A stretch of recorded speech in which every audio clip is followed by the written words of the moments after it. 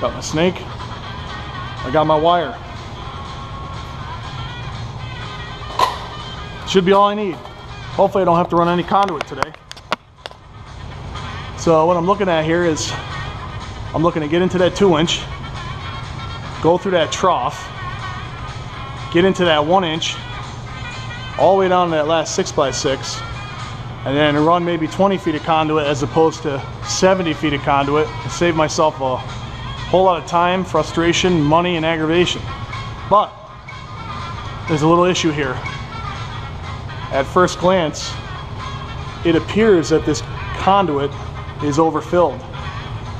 And unfortunately, I'm a real electrician and I'm gonna do the math.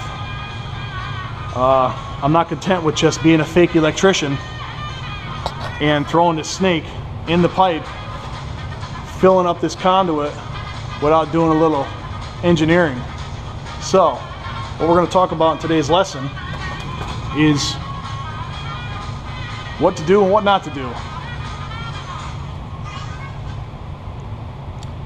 First thing that comes to my mind, I opened this panel a little previous to this and I noticed that, one, there's very poor workmanship, extremely poor workmanship. It looks like 10 different people were in here at 10 different times. The next thing I noticed is that this 2-inch conduit, the one that I really need, is pretty full of wire. And I have a conscience, and to me that looks like it might be at 40% or over. And the only way to really figure that out is to know your NEC. You have to know how to apply your different tables, your different derating and adjustment factors, and come up with the proper size wire with the proper size ampacity to take care of your intended load.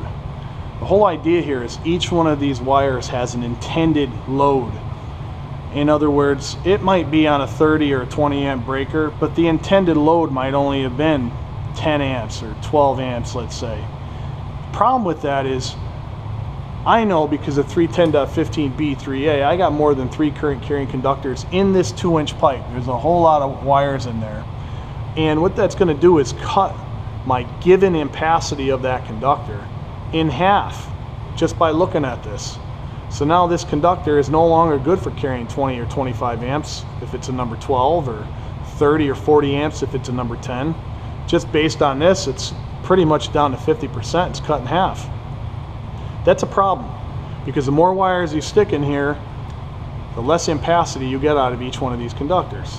So what I'm going to go over in today's lesson is how to apply your different code articles so you can have a good conscience when you walk away and you go home and sleep at night and you know that you did the right thing.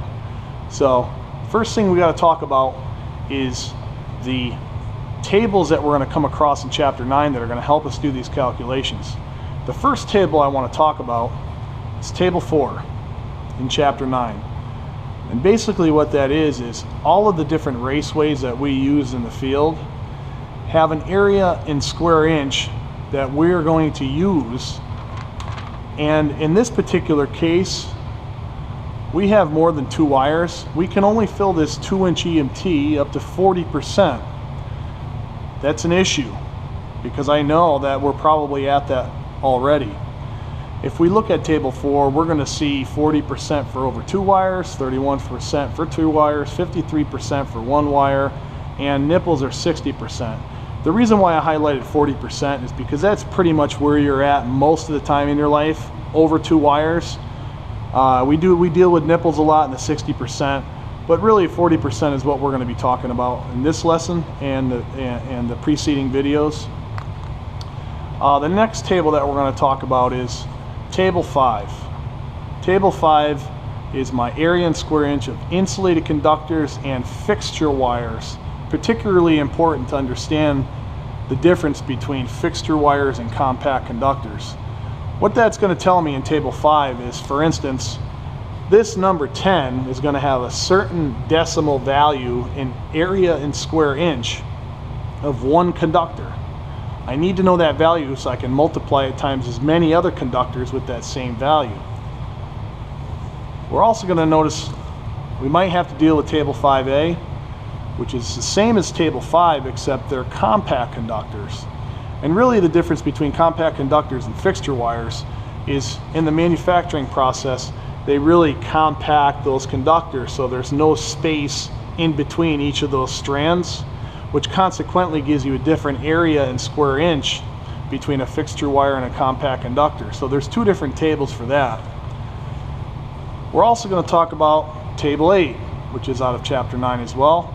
And if I had a bare conductor in this raceway, I could take the area in square inch of that bare conductor per that given size, and I could use that value in my calculation. Next thing I want to show you is I've made up this chart, and basically what I did was I already went to the effort of putting down the value of a number 10 THHN, the value of a number 12, and the value of a number 14, all in area in square inch. And now this is kind of a good sheet to have as an electrician. You pretty much want to do this every time, and what this means is I'm going to go in here and I'm going to say, hey, wait a minute, how many of these number 10s do I have? And I'm going to multiply them times that value. That is going to give me a total area in square inch of that number 10. I'm going to do exactly the same thing for the number 12s. Hey, maybe I got 14 of those. I'll multiply 14 times 0.0133. I'll get a total area in square inch of those, and I'll work myself down to the 14 gauges and any other wire size that might be in there. At that point, we're going to take all the total areas of these square inches, we're going to add them all up together, and then we're going to go back to our table 4. We're going to find EMT, we're going to look at the 40% column, and we're going to get an area in square inch to compare those values to. If all of this falls under that number, then we're code compliant. What we're trying to do in this lesson is we're going to see how many more number 12 THHNs we could fit in this pipe, still be code compliant, and not go over 40%. And at the end, if we become maxed, what I like to do on my conduits is I'll stick remaining area in square inch. So if there's any room left, I'll put that value, that decimal value, on the pipe, and usually it does nothing more than annoys the next electrician, because then they feel compelled to have to do the math as well. But that's a good thing to do. So in this lesson, all we're going to do is we're going to count all these conductors, we're going to see what size they are, write their values down, do all the math, and we're going to come up with a remaining area in square inch in this 2-inch conduit, if there is at all. There may not be any room left. And then after that, we're going to see how many we can fit in here, and then we're going to label the conduit 40% full or remaining area in square inch, if any is left. Thanks. See you at the next lesson.